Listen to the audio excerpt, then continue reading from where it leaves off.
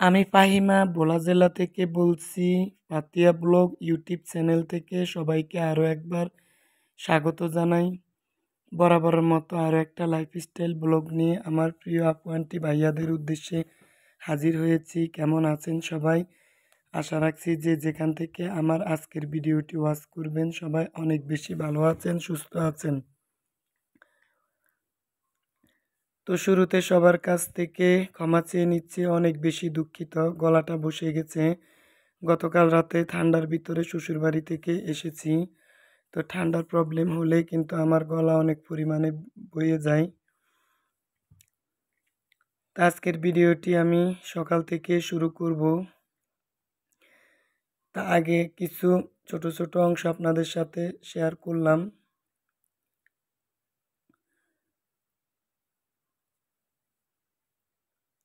তো যারা আমার ভিডিওটিতে ক্লিক করেছেন কিন্তু এখনও লাইক দেন নাই, প্লিজ প্লিজ আপু ভাইয়ারা ভিডিওটিতে একটা লাইক দিয়ে পুরো ভিডিওটি কন্টিনিউ করবেন। আপনার একটা লাইক আমার এই চ্যানেলটি অনেক দূর পর্যন্ত পৌঁছে যেতে সাহায্য করবে। যাই হোক, আমি এখানে পরোটা একবার বেলে চারকোণ আকৃতি শেপ দিয়ে নিয়েছি। এভাবে পরোটাটা বেললে আমার কাছে অনেক বেশি সুবিধা হয়, তাড়াতাড়ি শিখে নেওয়া যায়। তা আজকে আমার ছেলে আর আমার জন্য নাস্তা তৈরি করব। আমার হাজব্যান্ড খুব ভোরবেলায় চলে গেছে আর মেয়ের জন্য অলরেডি ভাত রান্না করে নিয়েছি। তো দুপুরে সহকারে ভাতটা রান্না করে নিয়েছি। তো আজকের 6 পিস পরোটা নিয়েছি। আমার ছেলে 3 পিস খাবে আর আমি 2 পিস খাবো, আর 1 পিস আমার মেয়ে যদি খায় খাবে। তা আমার ছেলে কিন্তু আমার হাতের পরোটা অনেক বেশি পছন্দ করে। ও সব সময় বলে যে আম্মু তোমার পরোটার কাছে বাজারের পরোটা অনেক বেশি ফিল, একটুখানি না। তো যখন ছেলের কাছে এত বেশি প্রশংসা শুনি বা আমার হাজব্যান্ডের কাছ থেকে, তখন অনেক বেশি ভালো লাগে। তো ওদের তৃপ্তি অনুযায়ী কোনো কিছু তৈরি করলে আমার কাছে অনেক বেশি ভালো লাগে। তো আমি ঘি দিয়ে প্রত্যেকটা পরোটা সেঁকে নেব। তা আমার ছেলে কিন্তু মাসাল্লাহ 4 থেকে 5 পিস পরোটা খেতে পারে ঘি দিয়ে সেঁকে নিলে। তা আমার প্রত্যেকটা পরোটাই সেঁকে নেওয়া হয়ে গেল। তো যারা আমার চ্যানেলে আজকে নতুন ভিজিট করছেন, আমার এই ধরনের লাইফস্টাইল ব্লগগুলো যদি আপনাদের ভালো লাগে তাহলে প্লিজ চ্যানেলটা সাবস্ক্রাইব করে পাশে থাকবেন। আর পাশে থাকা বেল বাটনের অল অপশনটা অন করে দিবেন। এতে করে যখন আমি কোনো ভিডিও আপলোড করব তখন আপনার ফোনে নোটিফিকেশন চলে যাবে আর আপনি দেখে নিতে পারবেন। তো এখানে আমি কিন্তু 2টা ডিম সিদ্ধ করে নিয়েছি দুজনের জন্য। আমার ছেলে কিন্তু পোস্ট করা মানে হাফ বয়েল করা ডিম পছন্দ করে না। তো তো ক্যামেরার সামনে আসবে না। তা আমি এখন নাস্তাটা করে নেব। ও আবার রেডি হচ্ছে, স্কুল ড্রেস পরতেছে। তো পরোটাগুলো মাশাল্লাহ অনেক বেশি সফট হয়েছে। তার গতকাল যে মুরগি রান্না করেছি সেখানে প্রায় অনেকটা মাংস রয়ে গেছে। তো আমি 2 পিস মাংস নিয়েছি। আমার ছেলের 1 পিস আর আমার 1 পিস আর 2টা ডিম নিয়েছি আর একটু সবজি নিয়েছি আর 6 পিস কলা নিয়েছি। তো মেয়ে যখন ঘুম থেকে উঠে ওকে মাংস দিয়ে ভাত খাইয়ে দিব, তো ওর জন্য একটা ডিম সিদ্ধ করেছি। তা আমাদের বাসায় সবাই কিন্তু সিদ্ধ ডিমটাই বেশি পছন্দ করে। তো কাল রাতে কিন্তু আমি আমার শ্বশুর বাড়িতে গিয়েছিলাম বিকেলবেলা। তো তখন কিন্তু মানে রাতের ভাতটা খেয়ে আমরা সবাই এসেছি, সেজন্য ভাজি আর চিকেনটা রয়ে গেছে। তো নাস্তাটা আমার ছেলে আর আমি করে নিয়েছি। তো আমার করার পরে ও অফ ক্যামেরায় নাস্তা করেছে। তারপর চলে আসলাম ডাইনিং টেবিল পরিষ্কার করব। আর ডাইনিংয়ের উপরে যে কাঁচের মালগুলো আমার জমা হয়ে আছে, দেখা গেছে প্রতিদিনে একটা না একটা ওয়াল ক্যাবিনেট থেকে নামায় আপনাদের সামনে সুন্দর করে খাবার প্রেজেন্ট করার জন্য। তো এখন এই সব কিছু পরিষ্কার করে আমি ওয়াল ক্যাবিনেটে রেখে দেব। তা আজকে কিন্তু ফ্রিজে টমেটো ফ্রোজেন করব। তো কীভাবে ফ্রোজেন করব সেটাই আপনাদের সাথে শেয়ার করব। তো রান্নাবান্নার কোনো প্যারা নেই, জামাই আজকে খাবারটা হোটেল থেকে এনে খাওয়াইবেন। কী জন্য খাওয়াইবেন সেটাই পরের দিকে শেয়ার করব। তো সে পর্যন্ত সবাই সাথে থাকেন। তো আমি কাঁচের মালগুলো প্রত্যেকটা মুছে নিয়েছি, এখন ডাইনিং টেবিলটা পরিষ্কার করব। তো আমি কিন্তু ক্যামেরার আড়ালে ডাইনিং টেবিলের নিচের অংশ পরিষ্কার করে নিয়েছি। এখন চেয়ারের উপরের অংশগুলো আপনাদের সাথে শেয়ার করলাম। দেখা গেছে ভিডিও অনেক বেশি লং হয়ে যায় পুরো ভিডিও দেখাইতে গেলে। তো তো শর্ট ক্লিপটুকুই আপনাদের সাথে শেয়ার করি। আর এই যে আর্টিফিশিয়াল ফ্লাওয়ার এটা অনেক পরিমাণে ধুলা জমেছে। তো ঝাড়া দেওয়ার সাথে, সাথে কিন্তু অনেক ময়লা পড়েছে। হয়তোবা ভিডিওতে স্পষ্ট দেখা যাচ্ছে না। তা আমার বাসায় কিন্তু প্রচুর পরিমাণে ময়লা হয়। প্রতিদিনে আমি পরিষ্কার করি। আমি তো এমনি একটু নিট অ্যান্ড ক্লিন পরিষ্কার না রাখলে আমার অনেক বেশি খুঁতখুঁতে লাগে। ঘুম আসে না যে কখন ওই কাজটা শেষ করব। আমার মতো আর কে এরকম যে কাজ কমপ্লিট না করে ঘুমাইতে পারেন না?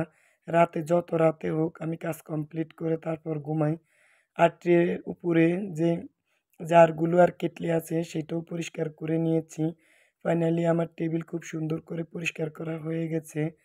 তারপর চলে আসলাম যে যেভাবে টমেটোগুলো ফ্রিজে ফ্রোজেন করি তো বেশি ফ্রোজেন করব না। এর আগেও কিন্তু আমি বক্স ফ্রোজেন করেছি। আর এখন ৫ কেজি টমেটো নিয়ে এসেছে আমার হাসব্যান্ড সকালে। তো আমি এগুলোকে কিন্তু সুন্দর করে ধুইয়ে তারপর একটা ভিজা কাপড় মানে শুকনা কাপড় দিয়ে মুছে পরিষ্কার করে মানে একেবারে শুকিয়ে তো ২.৫ কেজি রেখেছি। টমেটো সস বানাবো। তো সেটা আর আজকে আপনাদের সাথে শেয়ার করব না। আর বাকি ২.৫ কেজিকে আমি এভাবে ৪ ফালা করে নিয়েছি। তো এভাবে ৪ ফালা করে যখন আপনি বক্সে রাখবেন তখন কিন্তু এগুলা বরফ হয়ে যাবে। তো একটার সাথে একটা লেগে যাবে না। আলাদা থাকবে। তো যখন আপনি মাছ রান্না করেন তখন কিন্তু মানে ফ্রিজ থেকে নামানোর সাথে, সাথে রান্না করার ১০ মিনিট মানে রান্না শেষ কিন্তু আর ১০ মিনিট থাকার আগে কিন্তু এগুলো তরকারি বা মাছের সাথে দিয়ে দিতে হবে। তো 100% টেস্ট না থাকলেও কিন্তু 50% স্বাদ পাওয়া যায়। তো আমার হাসব্যান্ড তো সব ভিডিওতে বলি ফ্রোজেন করা জিনিস একেবারে পছন্দ করে না। ও তো ১০ থেকে ১৫ দিনের ভিতরে কোনো কিছু খাইতে চায় না ফ্রিজে রাখলে সবকিছুই আমি হাজো মানে ওর জন্য তৈয়ার করি। তারপরে আমার জন্য আমি ফ্রোজেন করলাম। আর যে বললাম জামাই আজকে হোটেল থেকে খাবারটা আমার আর আমার মেয়ের জন্য কিনে দিয়ে গেল। তো সেটা আপনাদের সাথে এখন শেয়ার করব। আমার ছেলে এবং হাসব্যান্ডকে ওর এক বন্ধুর বাসায় দাওয়াত দিয়েছে দুপুরে। তো সে ভাবছে তুমি তো আজ অনেক কাজ করবে তাই তোমাকে আমি হোটেল থেকে আর আমার মেয়েকে খাবারটা দিয়ে যাব। তুমি রান্না করার দরকার নাই। তো আমি তো সকালবেলা রান্নাটা করে নিয়েছি দুপুর সহকারে মানে ভাত আর ডাল রান্না করেছি। আর এখন সবজিটা করেছি। তো সবজিটা করেছি আমি গাজর, টমেটো, ফুলকপি, আলু, বরবটি, তারপর হচ্ছে লাউ। আমি ৭ থেকে ৮ পদ তরকারি দিয়ে সবজিটা করেছি। তো বেশি পরিমাণে করেছি যাতে রাতে হয়ে যায়। আর রাতের জন্য আলাদা কিছু রান্না করে নেব। আর সালাদ তৈরি করে নিয়েছি টমেটো আর শসা দিয়ে, ধনেপাতা, কাঁচামরিচ দিয়ে।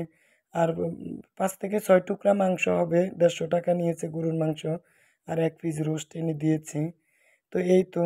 তো উনি যখন অনেক মাঝে মধ্যে অনেক সময় যখন বাইরে দাওয়াত খায়, আমার ছেলেকে নিয়ে যায়, তখন কিন্তু আমাদের জন্য এভাবে হোটেল থেকে খাবারটা নিয়ে আসে। মানে উনার মেয়ের প্রতি উনার আলাদা একটা ভালোবাসা যে আমি আর আমার ছেলে খাবো, মেয়ে কী করবে? তো মাঝে মধ্যে এরকম কিন্তু হোটেল থেকে আমাদের জন্য খাবার নিয়ে আসে। তো আজকের খাবারটা কিন্তু অনেক বেশি মজা হয়েছে। তা আমি নিজে করার চেয়েও কিন্তু হোটেল থেকে কোনো কিছু নিয়ে আসলে আমার কাছে অনেক বেশি ভালো লাগে। তো ওই পাকনা বুড়িটা তো টেবিলের উপরে বসে আছে। ও আর এখন আমি খাবারটা খেয়ে নেব। তো ওর বাবার ও খাবারটা খেয়ে আসার পথে আমাদের জন্য নিয়ে এসেছে।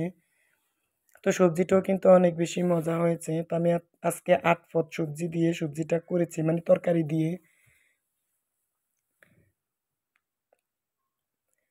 তারপর খাবার খাওয়ার পরে একটু রেস্ট নিয়ে ওই যে তার আগের দিন আজকে আর কোনো ভিডিও আর করি নাই। এটা হচ্ছে তার আগের দিন ভিডিও ক্লিপ। তো আমি আমার শ্বশুরবাড়িতে যে গিয়েছি ওই যে ভিডিওর শুরুতে বলেছিলাম। তো এইটা হচ্ছে আমার শ্বশুরের মানে গোয়ালঘরের পাশে কবুতরের খোপ। তো কবুতরটা আমার মেয়ে তাড়াচ্ছে। তো আমি একটু ভিডিও নিলাম। ও অনেক বেশি খুশি হয় যখন গ্রামের বাড়িতে আসে। তো গ্রামের এই ধরনের দৃশ্য দেখতে অনেক বেশি ভালো লাগে। তো ওদের ছোট মানে কিচেনের পাশেই কিন্তু লাউয়ের মাচা আর ২ টা রজনীগন্ধা ফুল মনে হয় এটা। তবে আমি জানি না হয়তোবা জবা ফুলও হতে পারে। আমার কিন্তু স্মরণ নাই। তো এই ২ টা ফুল আপনাদের সাথে শেয়ার করলাম। কত সুন্দর অনেকগুলোই ফুল ফুটেছে। আর আমার শ্বশুরের বাসার উপরে একটা বড়ই গাছ অনেক বেশি বড়ই ধরেছে। তো সেটাও একটু দেখিয়ে দিলাম। আর এ হচ্ছে আমার শাশুড়ির লাউয়ের মাচা গোয়াল ঘরের পাশে। তো অনেক বড় লাউয়ের মাচা আর ওই পাশে আছে সিমের গাছ।